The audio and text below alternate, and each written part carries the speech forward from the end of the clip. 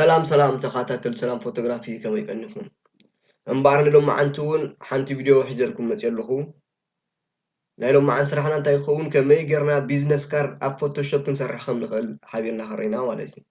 سلازي كما يقرنا نسرح خم نخل بحوار نكتاتل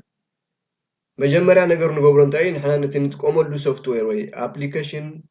نخفتو مالتي دحر مخفاتنا نابتي نحنا خنصرحو دلينا زلنا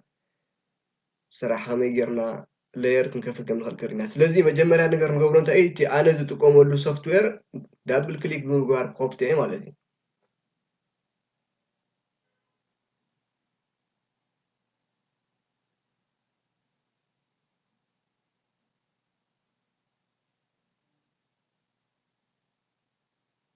ኦኬ ከም ትሪእዎ ዘለኹም እቲ ኣነ ዝሰርሐሉ ፎቶሾፕ ሲሲ 2020 ነዚ ይመስል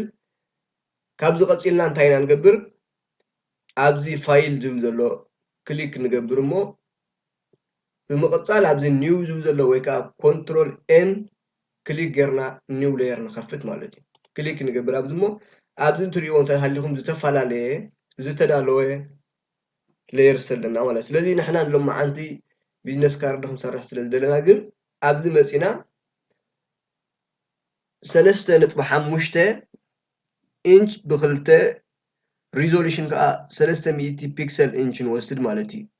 ከለር ሞድ ከዓ CMYK ከለር ንገብራ ኣብዚ ካ ባክግራውንድ ዋይት ንገብሮ ማለት እዩ ብምቕፃል እንታይ ኢና ንገብር ኣብዚ ክሪኤት ንብላ ኦኬ ንብላ ማለት እዩ ኦኬ እቲ ኣዳሊናዮ ዘለና ንቢዝነስ ካርድ ኸውን ሳይዝ ወይ ከዓ ዓቐን ነዚ ይመስል ማለት እዩ ቀፂልና እንታይ ኢና ንገብር ከመይ ጌርና ክንሰርሕ ከም ንኽእል ብሓባር ንከታተል ኦኬ ካብዚ ብምቕፃል ኣብዚ ትሪእዎ እንተደሃሊኹም ዝተፈላለየ ሼፕስ ንረኽበሉ ዝተፈላለየ ቅርፂ ሲምቦልስ ኣለና ማለት እዩ ካብዚ ብምቕፃል ኣብዚ ዝኾነ ሬክታንግል ነገር ንወስድ ማለት እዩ ስለዚ ኣብዚ መፅአ ይስእላ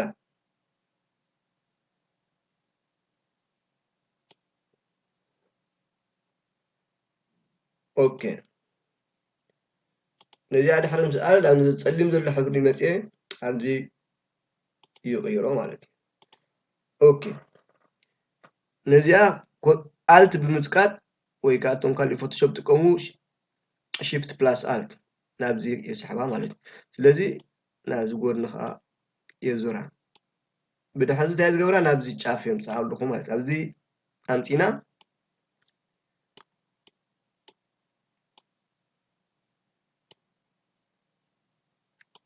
ኣልት ፀቂጥና ክነዕብያ ንኽእል ኢና ዋላ ሕጂ ማለት እዩ ኣብዚ ኦኬ ንብል ብምቕፃል ናብዚ እንድሕር ናብዚ ቅድሚት ክስሕባ እንድሕር ዘለኹም ሽፍቲ ፀቂጥኩም ከተዕብይዋ ትኽእሉ ኢኹም ከም ዝገርኩም ማለት እዩ ኦኬ ኣብዚ መፂና ኣፕላይ ንገብር ካብዚ ብምቕፃል እንታይ ኢና ንገብር ነዛ ፃዕዳ ትሪእዋ ዘለኹም ካልእ ዓይነት ሕብሪ ክንሽፍና ኢና ማለት እዩ ስለዚ ኣብዚ መፂና ካልእ ሓድሽ ክንከፍት ኢና ናብዚ ንምለስ ማለት እዩ ናብዚ ራውንድ ሬክታንግል ዘሎ ንምለስ ተመሊስና ነታ መጀመርያ ዝወሰድናያ ንወስድ ኦኬ ኣብዚ መፂና ንስእላ ማለት ኢና ኦኬ ነዚኣ ምሳልና ከም ትሪእዎ ዘለኹም ሕብሪ ሓደ ዓይነት ስለ ዝኾነ ነዚኣ ከዓ ሕብሪ ካልእ ሕብሪ ንህባ ማለት እዩ ኦኬ ኣብዚ ዝተፈላለየ ሕብሪ ክትመርፁ ትኽእሉ ኢኹም ኦኬ ንግዜኡ ግን ሕጂ ነዚኣ ወስደላ እየ ማለት እዩ ኦኬ ነዚኣ ኣልት ፀቂጥና ምስ ዕበናያ ኣብዚ ንወስዳ ማለት እዩ ኦኬ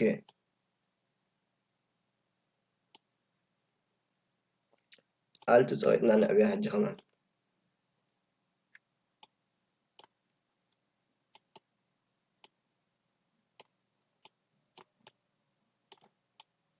ኦኬ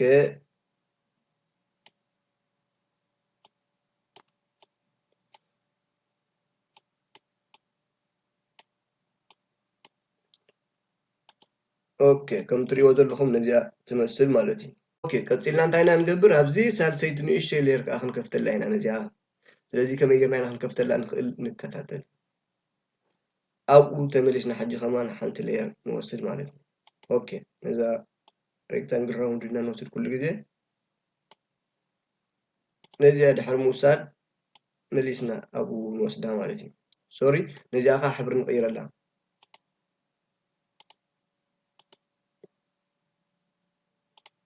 يمزي عينة نهبا ولا الحن كتصيلنا نزيها لك حمزة قداميتي كن وسدينا مالتي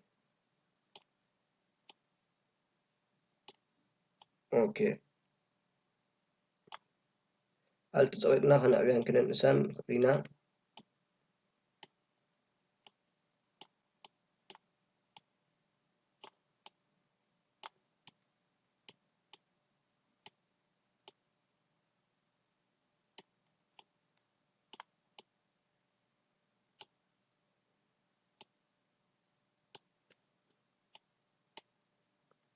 أوكي كنت ريوز لهم أوكي نزيات ريوان تلعلهم نزا هجز سرح هو اللير كاليت لير نقبرا لا مالتي دبل كليك نقبرا أبزي مسينا سوري أبزي مسينا دوبليكيت نقبرا نخلينا مالتي أبزي ويكا كنترول بلس جي نسكت كنترول بلس جي سوري كنترول بلس جي نسكت أوكي سلازي كنترول بلس جي مسقطنا دوبليكيت مسقبرنا مالتي سلازي نزيها حبر نغيرها نحديا حبر نغيرها مالتي أوكي نزيها زين كلتين حدا عينة لير سدخونا نزيها تحت ويتي حبري كغير الله يعني صعدا خلخيه سلازي نزا صعدا زقبر كلها لير سحبه بيلي خوت ساي بزي مالتني سوري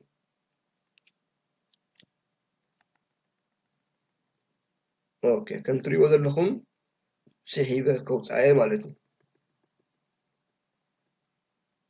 اوكي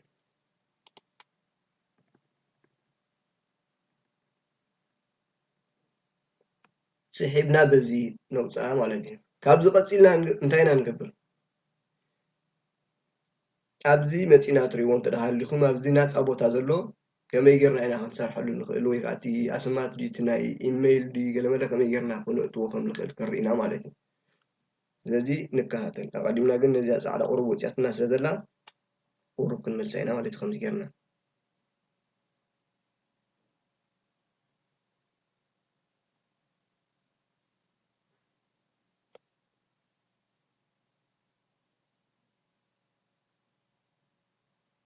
أوكي الذي كابز بمقطع انتينا نقبر أبزي سم نايتي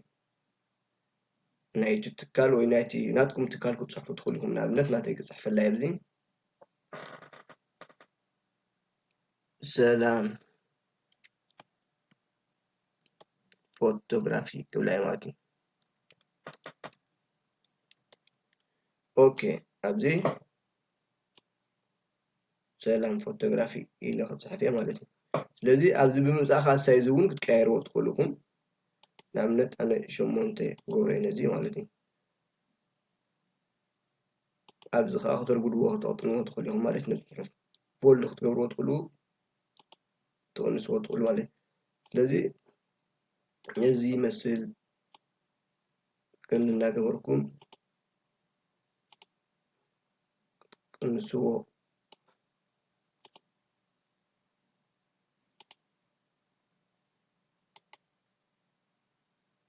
ኦኬ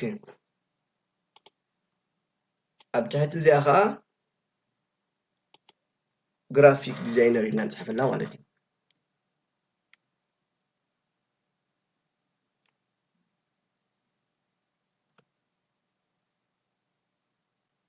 ሶሪ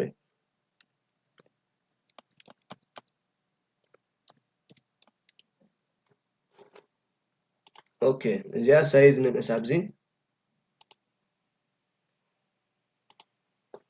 ኣብዚ ንመፅእ ማለት እዩ ኦኬ ነዚኣ ኣንእስና ሳይዝ ኦኬ ነዚኣ ከም ትሪእዋ ዘለኹም ኣብዚ ምስ ኣምፃናያ ነዚኣ ንእስና ኣብዚ ሕብሪ መፂና ክንቅይረላ ንኽእል ኢና ማለት እዩ ኦኬ ፀሊም ንገብራ ነዚኣ إذا كنا نخلينا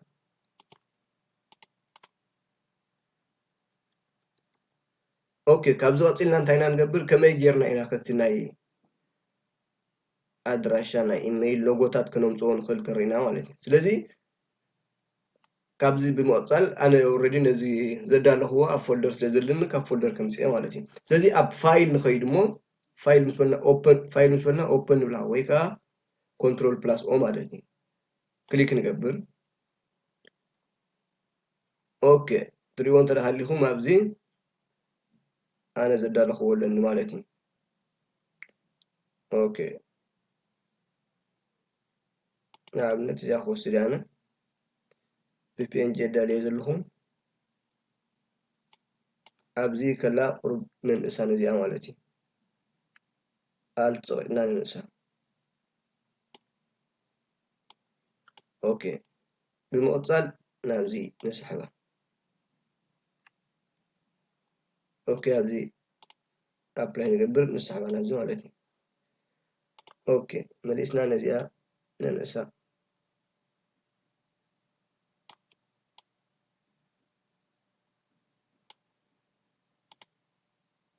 أوكي قتلنا ونهي قالوا خلنا نمسينا خالي اللوغو نزانا لوكوشن كنوس داينا مالتي أوكي نجاول لك خما آلت صغيرنا ننسى خلينا مالتي أبزي أبلاي نبلا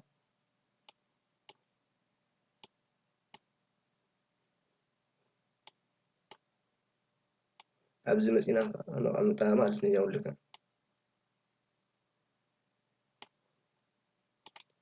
أوكي كابزي بمقصلون نتانا جيميل كنمساينا مالتي سلازي نجا كليجرنا نتوا لك أنا جاون كم أنا نسا مالتي أوكي أبزي أبلاي نقبر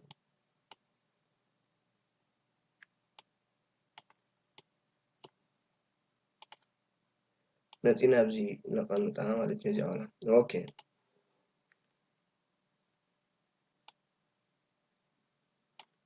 لذي أبزي متينا نقل نتانا زين مالتي لذي بوتا أنا معرارينا حجين أوكي كابزي قتلنا ترفلنا انتاي كما يجرنا تنحنا ندوليو قطري نصحف نخيل مالتي لذي أبزي قطر تلفوننا نصحف نخيلنا لعبنا ولا جيرا جيرا زخونة كنت صحفوا له تخوليهم ماليسكم أبزي كنت صحفوا له تخوليهم مالتي بمقصال إيميل بتاعتي نقبر لنا نخيلنا أبزي سلام فوتو @gmail.com نبلا مالتي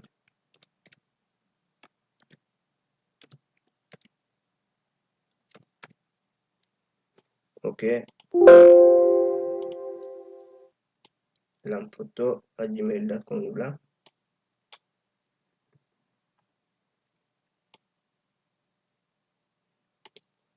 نمزين نقبرا مالتي أبز خاء نتي أدرس مالتي 223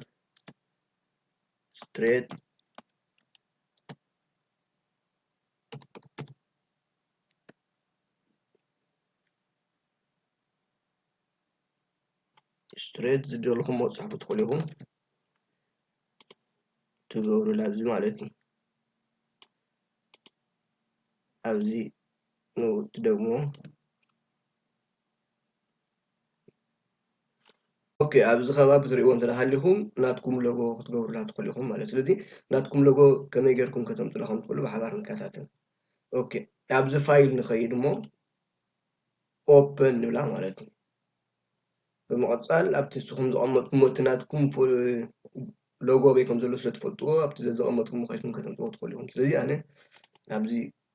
فلي أقمت لكم مالتي أبزي متيس اللي تقبر open بلا أوكي بمقصال نزيا قالت بمسكات قتل اسمها تدخليهم مالتي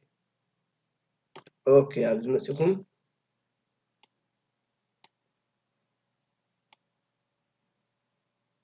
نزيها ክትቕምጥዋ ትኽእሉ ኢኹም ስለዚ ነዚኣ ብድሕሪኡ ሚኒማይዝ ትብልዋ ኦኬ ኣብዚ ከቐምጣ እየ ማለት እዩ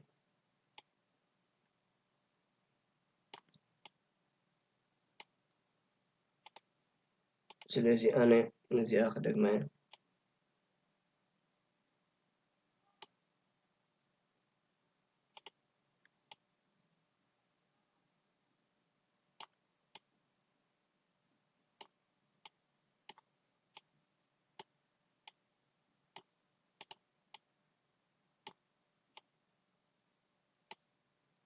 ኦኬ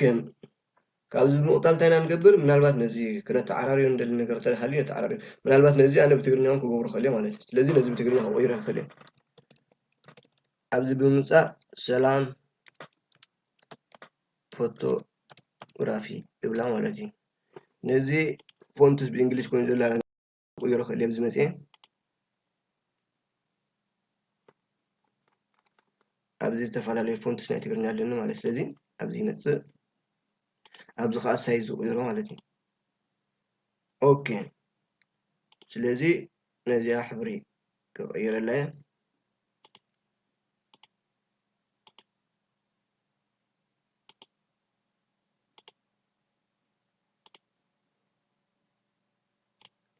እየ شوية عبيات مثل هذه العصر تخجورها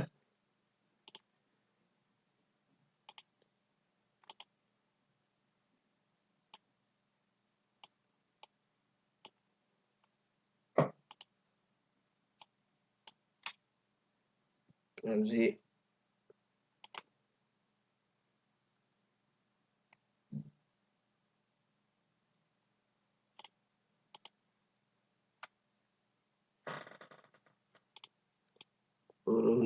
انت رأيت نقبل نخلينا بزين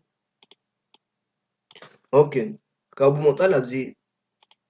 قرب كابزي خلنا نرحق ونخلينا مالتي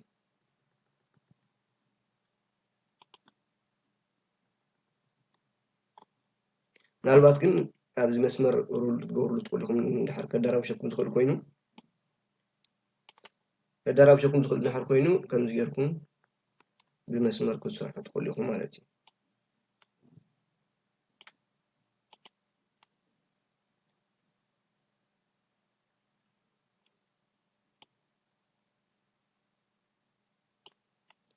ስለዚ ነዘን ተሪፈን ዘሎ ኣብዚ ከዓ ከቢብ ኣብዚ ክገብረለን ክእል እየ እንድሕር ኣገዳሲ ኮይኑ ማለት እዩ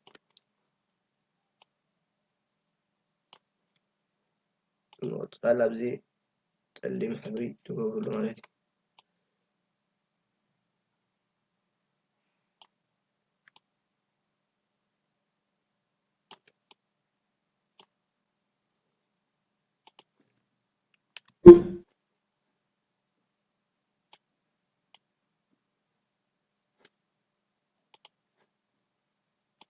ናብ ልዕሊኣ ንሰቕላ ማለት እዩ እዚኣ ስለዚ ነዚኣ ሳይዝ ነንእሳ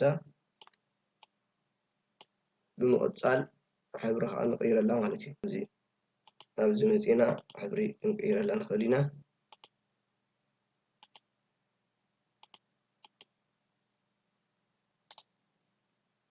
blending option ከይድና ማለት እዩ ስለዚ ፃዕዳ ሕብሪ ንገብራ ከምዚ ነዚኣ ማለት እዩ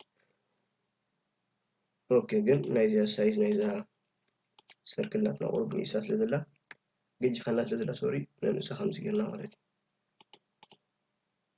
ኦኬ እዚ ከዓ ከምዚ ክንገብሮ ንኽእል ኢና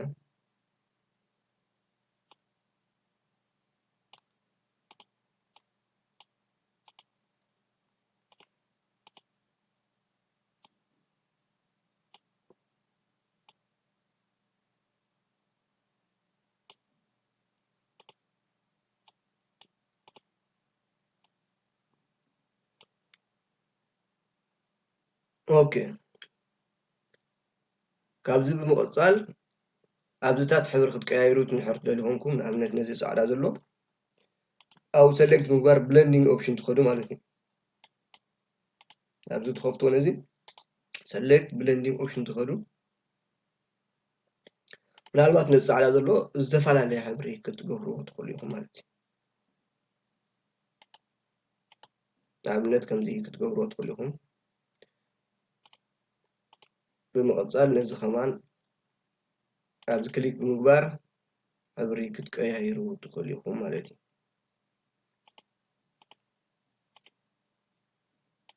ኦኬ ነዛ ናይዚኣ ሕብሪ ንምውሳድ ወይ ናብዚኣ ክትደግሞ ምስ ደልዩ ሓደ ዓይነት ሕብሪ ክትገብርሉ ምስ ደልዩ ነዚኣ ሰሌክት ጌርኩም ኣብዚ ደይብኩም ኣብዚ ብለንዲንግ ኦፕሽን ኣብ ታሕቲ ትሪእዎ እንተሃሊኹም ነዚ ሕብሪ ናታ ሰሌክት ጌርኩም ኮፒ ጌርኩም ክትወስድዎ ትኽእሉ ኢኹም ኦኬ ስለዚ ነዚኣ ቁርብ ናኣ ዝመሳሰል ሕብሪ ክገብረላ እያ ማለት እዩ ኦኬ ከም ትሪእዋ ሓደ ዓይነት ኮይነን ኣለዋ ማለት እዩ ስለዚ ኦኬ ንብላ ነዚኣ ከዓ ቁርብ ፍልይ ዝበለ ሕብሪ ክንገብረላ ንኽእል ኢና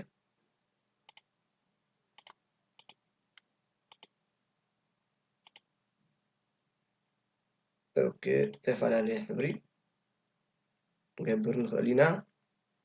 ኦኬ ሕጂ ቁሩብ ዝተርፈና እንታይ እዩ ነዚአን ከዓ ናብዚ ኣመዓራሪ ነብለን ማለት እዩ ቁሩብ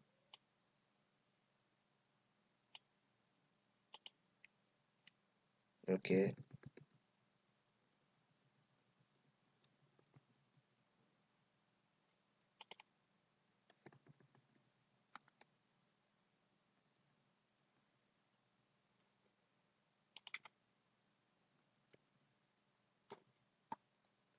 እንዲያ ጌርና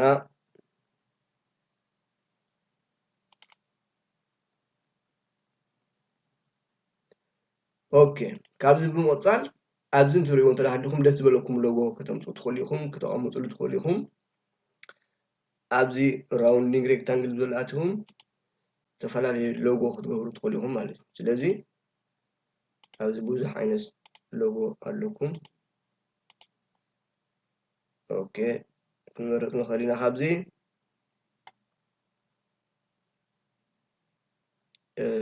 ሲምቦል ትብል ብዚ ማለት እዩ ኣብዚ መፂኹም እናትኩም ዋላ ዝኾነ ኮፒራይት ኢልኩም ክተቐምጡሉ ትኽእሉ ኢኹም ማለት እዩ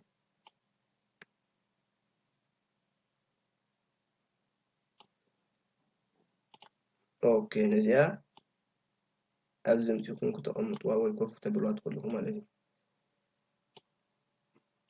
ኦኬ ምናልባት ግን ነዚኣ እውን ሕብሪ ክትቅይሩላ ምስ ደልዩ ነዚኣ ሰሌክት ምግባር ብለንዲንግ ኦፕሽን ትኸዱ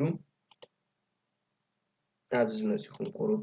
ካብቲ ፃዕዳ እሊ ክብለልኩም ደልይዎ ነገር እንተሃልዩ ከምዚ እውን ክትገብሩላ ትኽእሉ ኢኹም ማለት እዩ ከምዚ ኦኬ ካብዚ ቀፂልና ከመይ ጌርና ኢና ሴቭ ክንገብራ ንኽእል ኣብ ዝሓለፈ ወሪድና ነርና ስለዚ ኣብዚ ፋይል ንምለስ እሞ ሴቭ ኣዝ ዝብል ዘሎ ወይ ከዓ ሽፍት ፕላስ ኮንትሮል ፕላስ ኤስ ማለት እዩ ኣብዚ ሴቭ ንብላ ማለት እዩ ኣብዚ ሴቭ ኣብ ምንታይ ኢኻ ሴቭ ክትብሎ ትደሊ ኢላ ክትሓተካ ኣብዚ ኣብዚ ዶኩመንት ኣብዚ ክላውድ ዶኩመንት ናይዚ ባዕሎም ዝብካ ኣዶባ ኣሎ ወይ ከዓ ኣብ ኮምፒውተርካ ዲኻ ትብለካ ኦኬ ኣነ ኣብዚ ናተይ ኮምፒውተር ሴቭ ክብላ እየ ማለት እዩ ስለዚ ኣብዚ ብምምፃእ ብፒኤስዲ ዲኻ ትደሊ ወይ ብጂፒኤጂ ትብለካ ወይ ብፒኤስዲ ወይ ከዓ ብደረቕ ስእሊ ስለዚ ኣብዚ ብፒኤስዲ ሴቭ ክብላ ክእል እየ ስም ትብዋ ቢዝነስ ካርድ ክብላ እየ ኦኬ ስለዚ ኣብዚ ሴቭ ንብላ ማለት እዩ